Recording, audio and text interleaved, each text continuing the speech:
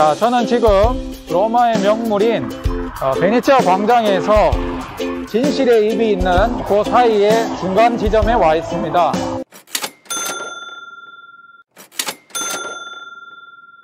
바로 이곳에는 제 뒤에 바라다 보시는 마르켈루스 원형 극장이라고 하는 로마 고고학적으로 굉장히 중요한 건축물이 있습니다. 과거 로마 시대 때 이곳은 마르스의 평원이라고 불리우던 지점의 남쪽 지점이었었고요. 기원전 221년도에 플라미니우스 전차 경기장이 있었던 장소입니다. 이곳에 처음 극장을 만들었던 인물은 율리우스 가이사르입니다. 율리우스 가이사르가 이곳에 이 극장을 만들었던 이유는 이곳 근처에 그의 경적이었던 폼페이우스가 만들었던 이 폼페이우스 극장이 세워졌었는데요. 이 폼페이우스 극장은 기원전 55년도에 완성이 되었고 로마 역사상 최초로 온전하게 석재로 지어진 그런 극장이었었습니다.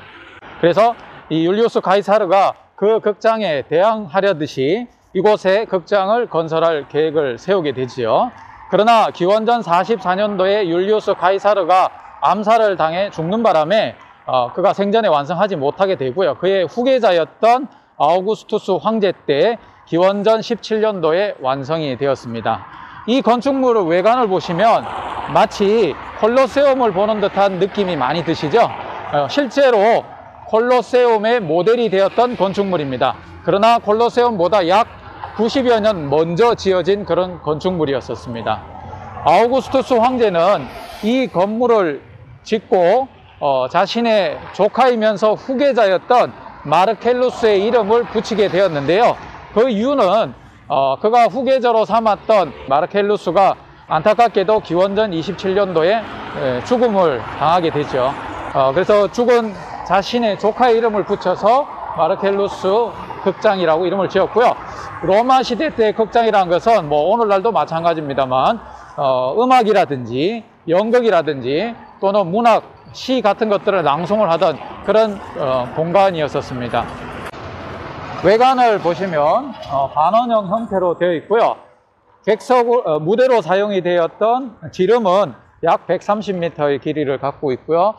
지금 바라다 보시는 외관의 높이는 약 38m이고 총 3층 구조로 되어 있습니다.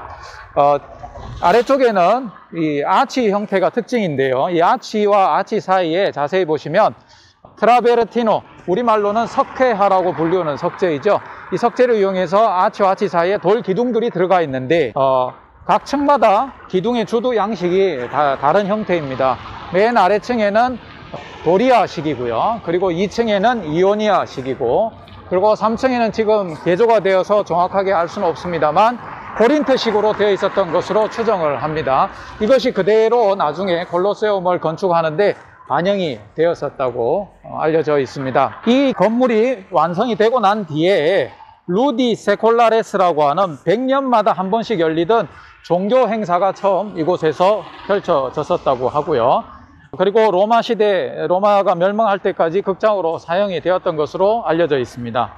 그러나 로마 제국이 멸망하고 난 이후에는 로마에 있는 여느 다른 고대 건축물들과 마찬가지로 중세인들이 자신들의 건물을 짓는데 건축 자재를 빼내가는 마치 채석장 같은 그런 역할을 했었습니다. 실제로 이 극장 건너편에 지금 떼베레 강이 있고요. 그곳에 체스티오라고 하는 로마 시대 때 건축되었던 다리가 있는데 그 다리를 건설하는데 여기에 많은 석재들이 사용이 되었다고 합니다. 13세기가 되면 이 로마의 아주 강력했던 귀족 가문이었던 사벨리라고 하는 가문이 이곳 자체를 자신의 영지로 사용을 하게 되고요. 그리고 당시 요새로 활용을 했었다고 합니다. 그리고 16세기가 되면 당시 최고의 건축가였던 발다사레 베루치에게 의뢰를 해서 이곳이 화려한 르네상스식의 궁전으로 개조가 되었고요. 이후에 오르시니라고 하는 또 다른 귀족 가문이 이곳을 자신의 영지로 사용을 했었습니다. 지금 현재 보시는 모습은 1930년대에 고고학자들에 의해서 새로 발굴이 되어서 정리가 된 모습이고요. 실제로 이곳 앞쪽으로 보시면 지금도 건축물로 사용을 하고 있습니다. 그래서 아파트도 있고 또 사무실이라든지 이런 다른 용도로 지금도 활용을 하고 있는 그런 건축물이 되겠습니다. 마르켈루스 원형극장 앞쪽에는 지금 2개의 신전 유적터가 남아 있습니다. 지금은 뭐 돌무더기밖에 없습니다만 굉장히 중요한 그런 행사가 있었던 공간이기 때문입니다. 벨로나 신전이라고 하는 신전인데요.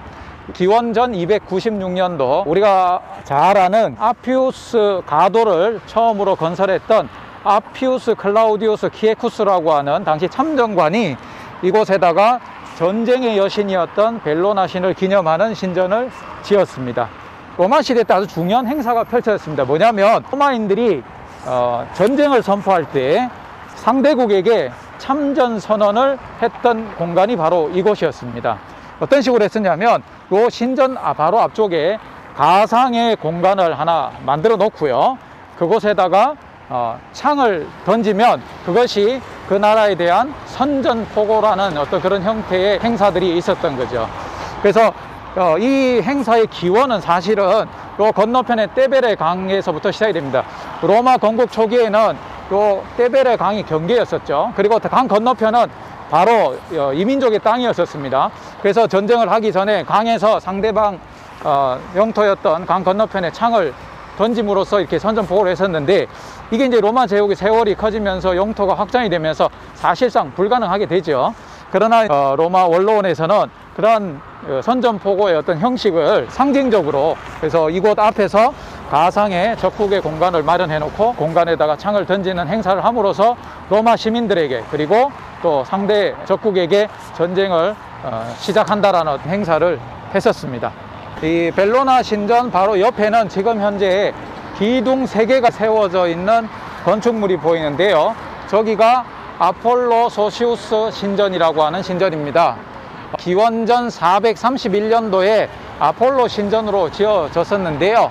이 기원전 43년 집정관이었던 가이우스 소시우스라는 인물이 유대 전쟁에서 승리를 기념해서 새로 개축을 했습니다. 그래서 그때부터 소시우스의 아폴로 신전이라고 이름을 붙이게 되죠. 과거 고대사에서 아폴로 신은 농업을 관장하는 신이기도 했었고, 문화예술의 수호신이기도 했었고요, 태양의 신이기도 했었고, 의학의 신이기도 했었고, 여러 다양한 그런 수호신이었었는데, 특별히 이제 로마인들은 이 아폴로가 페스트를 이렇게 치료했던 그런 스토리를 인용해서 이곳에 이제 의학의 신으로 모시고 신전을 세웠다고 합니다. 지금 로마에 마메르틴 첸트랄이라고 하는 이 고대사 박물관이 하나 있는데, 그곳에 가면 저 신전 앞부분의 삼각형 페디멘트 부분의 조각상들이 그대로 지금 보존이 되어 있습니다. 그러나 이곳에는 현재 기둥 3개만 남아있는 소시우스의 아폴로 신전입니다. 지금 보시는 건물은 옥타비아 회랑인데요. 기원전 146년도에 퀸투스 케킬리우스 메텔루스라는 사람에 의해서 처음 건축이 되었습니다만, 지금 보시는 건물은 아우구스투스 황제가 기원전 27년도에 새로 재건을 해서 자신의 여동생의 이름을 붙여서 옥타비아 회랑이라고 이름을 지었습니다. 지금 현재 보시는 이 정면은 서기 202년도에 화재로 해서 파괴된 이 회랑을 septimius severus 황제가 다시 재건한 모습입니다. 내부에는 제우스와 헤라 여신을 기리는 2개의 신전이 있었고요. 그리고 학교 시설도 있었고, 언론 회당과 도서관 시설까지 갖춰졌던 그런 공간이었습니다. 8세기에는 저 뒤쪽 건물을 성당으로 개조해서 사용이 되어지고 있고요.